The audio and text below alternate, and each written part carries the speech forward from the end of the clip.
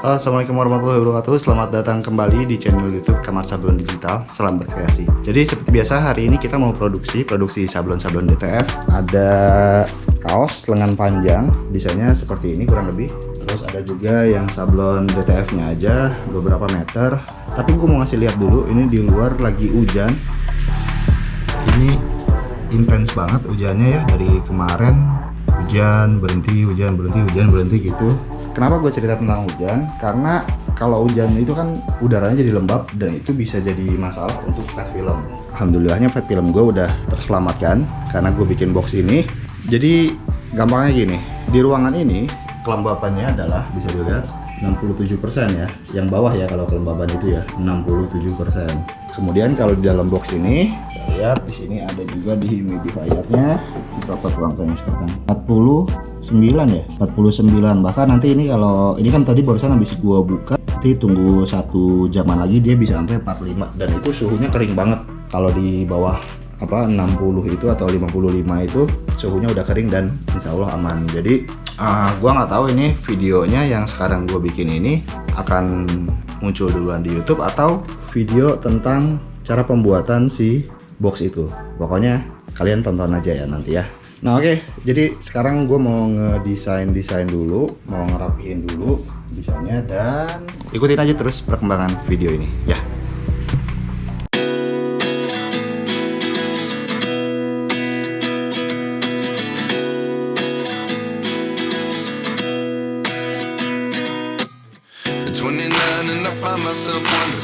What did happen to the last 10? I ran away with my life, fast forward, never turn back again. It's kind of funny that the more we pass time, the more we need to set them rewind.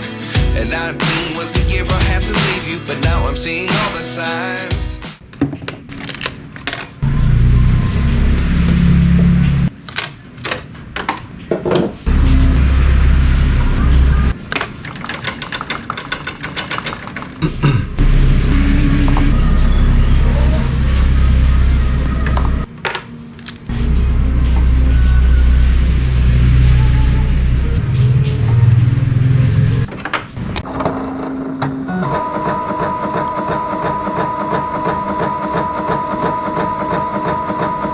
Oke, hasil nozzle checknya sebentar, matiin dulu vakum.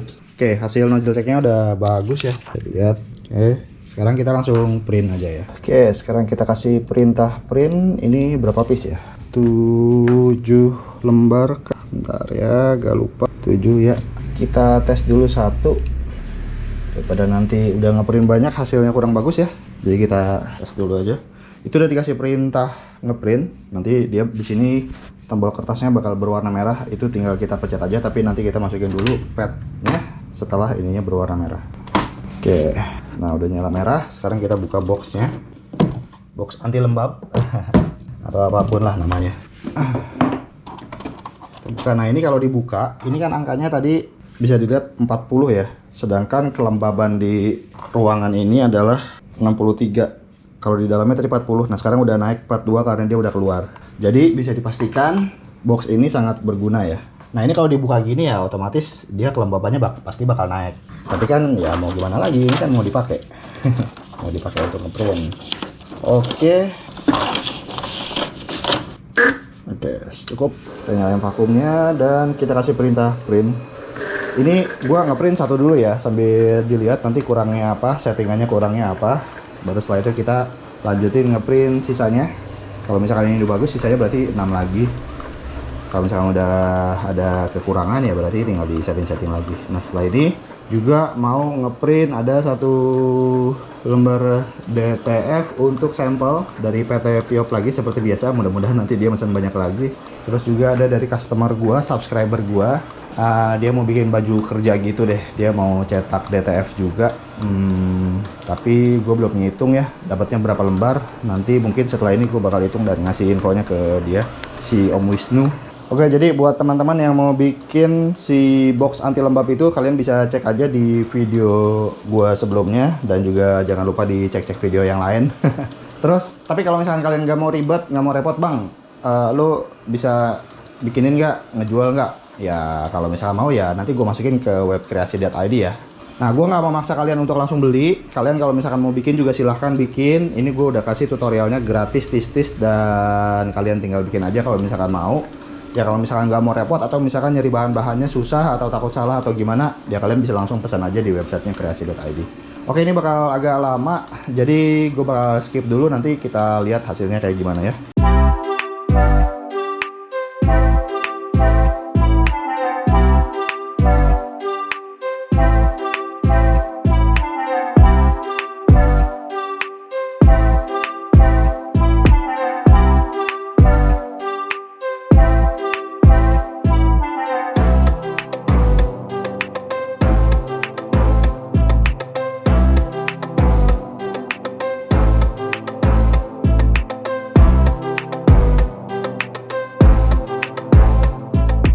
Oke, ini udah selesai di print semuanya, udah di powder juga, powder lem DTF seperti ini.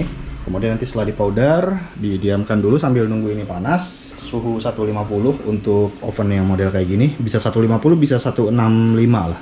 Konfigurasinya berbeda-beda, jadi dicari-cari aja. Setelah itu kita oven, kita panggang di sini.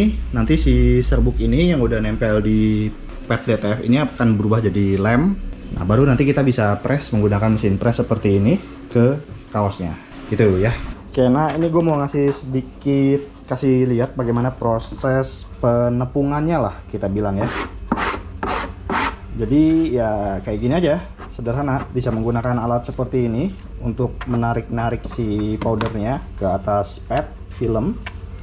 Terus tinggal diayun aja, berapa kali ya bebas, disesuaikan aja. Gue sih biasanya antara 2 atau 3 kali ya, cukup, tergantung sebesar apa desainnya. Yang penting semua powdernya udah masuk atau udah ada di atas print-printan sablon ini atau print-printan DTF inilah. Nah, kalau udah selesai, biasanya sih karena gue nggak ada tempat ya, ini gue gantung. Nah, digantung seperti ini. Dan by the way, tadi gue mau ngasih sedikit info juga nih. Biasanya kalau misalkan gue habis ngeprint, terus gue diemin, gue gantung, kalau padnya lembab, dia bakal kayak ada semacam ngiler gitu lah ya. Kayak semacam ada cairan yang turun gitu. Model kayak semacam minyak atau apapun itu yang nggak bisa nempel di pad karena padnya lembab.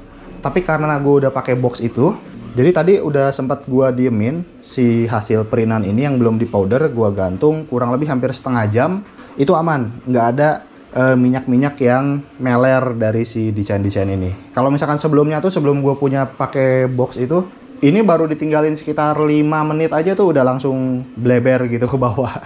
Jadi itu berpengaruh ternyata ya, kelembapan di pad film itu jadi bikin apa namanya, si tintanya mungkin nggak bisa menyerap dengan baik ke atas pad filmnya. Kayak gitu. Oke, ini tinggal tunggu apa namanya, si ovennya panas sebentar lagi. Nanti kita masukin satu persatu dan kita akan panggang dan lihat hasilnya nanti seperti apa ya. Oke, suhunya kayaknya udah mau di angka 150. Kita akan langsung aja masukin si pad film yang udah dikasih powder DTF seperti ini. Sebenarnya gue kalau misalkan ngeprintnya langsung 2 kopi gitu, itu bisa langsung masuk semua ya. Cuma karena ini kita sambil bikin konten, kita satu persatu aja masukinnya. Oke, jadi nah maksud gue harusnya ini bisa langsung 2. Tapi it's okay, kita bikin satu aja. Nah, ini gue kasih magnet biar dia nggak meringkel. Kalau meringkel itu nggak nabrak ke bagian lampu di atasnya. Kita masukin dan waktunya adalah 1 menit. Pakai timer seperti ini. Ya, 1 menit dan kita tunggu nanti seperti apa. Oke, udah bunyi. Kita matiin dulu alarmnya. Baterainya udah mau habis. Terus kita ambil, kita angkat dulu magnet-magnetnya. Ya, proses ini agak lama sih sebenarnya. Tapi ya emang seperti itu prosesnya. Kalau misalkan pakai oven kue, kita nggak perlu pakai magnet kayak gitu ya. Karena jarak lampu pemanas dengan apa namanya, loyangnya itu dia kan agak tinggi ya kalau misalkan pakai oven kue, tapi kalau ini kan agak pendek. Oke, nah kalau misalkan udah matang kayak gini hasilnya, jadi dia kayak semacam licin-licin gitu ya, kayak basah, tapi ini nggak basah sebenarnya, ini lem yang terbakar. Oke, yang udah kita taruh di sini dan gue bakal lanjutin ini sampai selesai ya.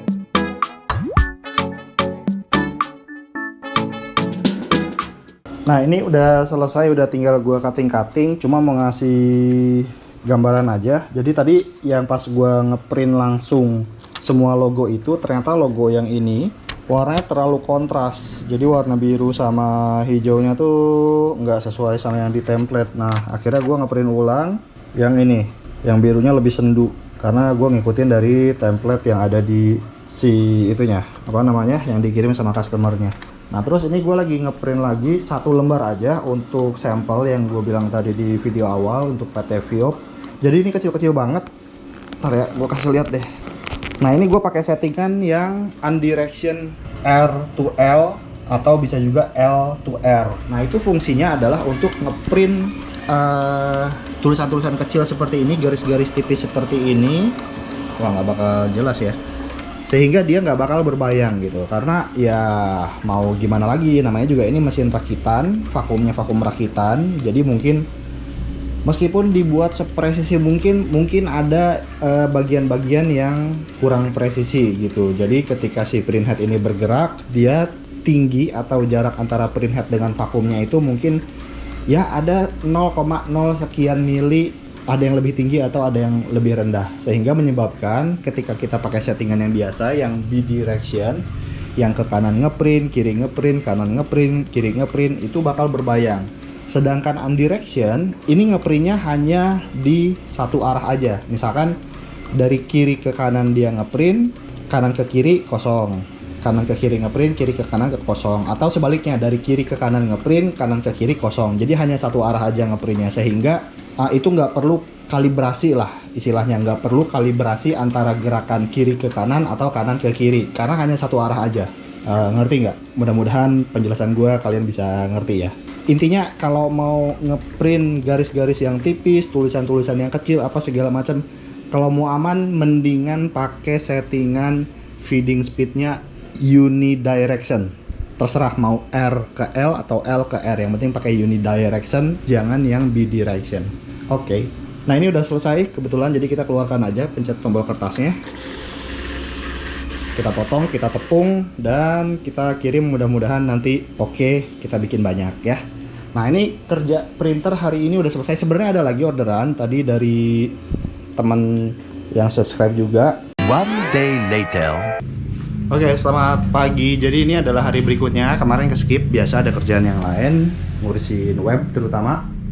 Jadi sekedar informasi, webkreasi.id yaitu www.kreasi.id sekarang tampilannya lebih minimalis ya, untuk desain-desainnya juga untuk fitur desain di dalam webnya sekarang udah lebih enak dilihatnya lah. Jadi tampilannya udah lebih enak. Dan kecepatan webnya sekarang udah lebih cepat dibandingkan sebelumnya. Itu terutama yang paling penting, karena pengunjung-pengunjung web kreasi itu orangnya biasanya suka gak sabaran ya. Nggak mau nunggu loading langsung cabut, Tapi itulah tantangannya. Gue juga masih sambil belajar. Jadi ya kalian bisa cek langsung aja di www.kreasi.id. Sebenarnya nih gue mau cerita sedikit nih. Ini sambil nunggu mesin press panas ya, karena kita hari ini mau ngepress yang kemarin kita udah cetak. Jadi sebenarnya banyak banget temen-temen atau banyak banget subscriber yang nanyain tentang jasa pembuatan website. Terus ada yang nanyain harganya berapa bang bikin kayak gitu. Sorry banget, untuk saat ini kayaknya waktunya yang belum ketemu untuk ngebuka jasa untuk pembuatan website. Sebenarnya pengen sih, sebenarnya ada juga keinginan ke situ, cuma karena sekarang kalian tahu sendiri, gua ngerjain apa-apa masih sendiri, produksi sendiri, rakit mesin sendiri, produksi sedikit, produksi banyak gue juga sendiri gitu, ngurusin web, jadi customer service juga, jadi tempat curhat orang-orang juga, jadi tempat sampahnya orang-orang juga. Jadi ya kayaknya waktunya belum ada. Mungkin nanti ketika mungkin gue dibantuin lagi sama personil yang lain, sama yang dulu pernah kerja di sini. Kemarin udah sempat kontak-kontakan, tapi gue udah bilang kalau misalkan ada ini mau ya gue panggil gitu. Oke, dia bilang mau aja Mas, dia panggilnya Mas kalau gue kan. Terus ya udah, tapi guenya masih ragu lah, takutnya dari segi ekonominya, dari segi pendapatannya masih belum bisa ngebayar si teman gue yang mau kerja ini. Sebenarnya dia santai sih orangnya, tapi ya namanya hak harus dikasih ya gitu. Itu aja sedikit cerita tentang pembuatan web ini. Jadi biar di video ini ada ceritanya ya, nggak melulu produksi gitu, biar kalian bisa lebih, kita sama-sama lebih ngenal lah gitu. Oke, kita tunggu dulu itu sampai panas dulu di suhunya 165. Setelah itu kita akan press dan rencananya gua nggak tahu nih. Ini orang yang mesen tuh sebenarnya rumahnya deket sini. Apa gua anterin aja langsung ke rumahnya ya? Deket sih, mungkin sekitar 15 menit sampai 30 menit nyampe lah. Tapi ya lihat aja nanti ya. Soalnya ini juga udah mendung banget nih, udah hujan lagi. Udah mau hujan maksudnya. Oke, ikutin terus videonya sampai selesai ya.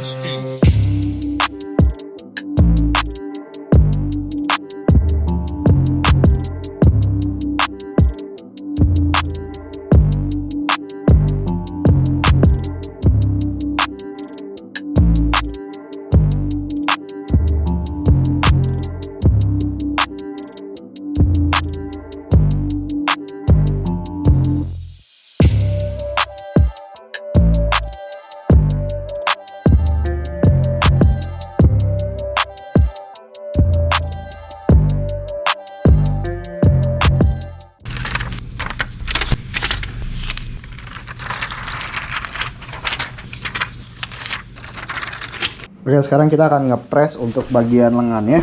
Ini sebenarnya udah selesai di presnya yang kedua kali.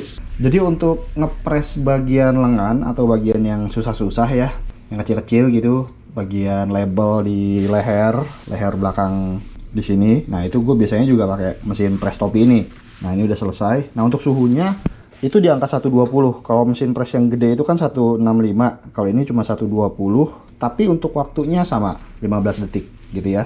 Oh iya, gue belum ngasih lihat ini jadinya untuk yang bagian depannya. Ini yang bagian depannya kayak gini, The Rashid Swap. Kemudian ini yang logo yang sebelah kirinya. Kemudian ini yang bagian warna putih belakangnya. Oke, dan tadi yang apa namanya, bendera merah putih udah gua kasih lihat ya. Oke, kita akan terusin ngepres bagian ini dan selesai.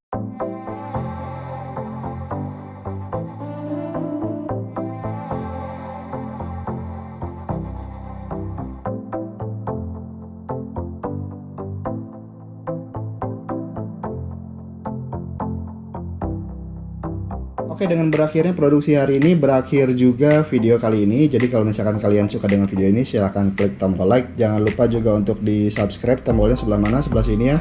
Dan kalau misalkan ada pertanyaan, silahkan langsung tulis aja di kolom komentar di bawah. Dan juga kalau misalkan kalian mau mendukung channel ini, kalian bisa langsung aja kunjungi website www.kreasi.id. Kalian bisa belanja-belanja lah ya di sana, atau juga kalian bisa langsung join aja member YouTube channel Kamar Sablon Digital. Oke, terima kasih yang udah nonton. Alhamdulillah selesai. Kita akan ketemu lagi nanti insya Allah di video-video berikutnya. Assalamualaikum warahmatullahi wabarakatuh. Salam berkreasi.